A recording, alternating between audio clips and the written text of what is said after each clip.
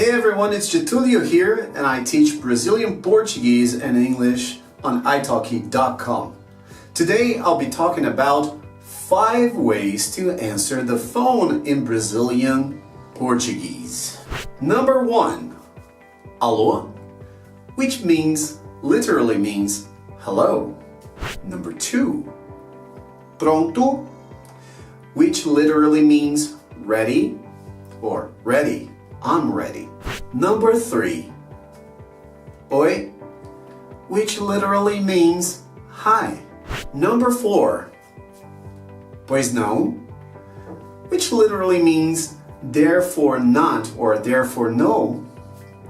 I know that it doesn't make any sense, and this has a very historical meaning, but it's pretty much like saying, how can I help you? And finally, number 5. Italki, bom dia, meu nome é Getulio, como posso te ajudar? Which literally means, Italki, good morning, my name is Getulio, how can I help you?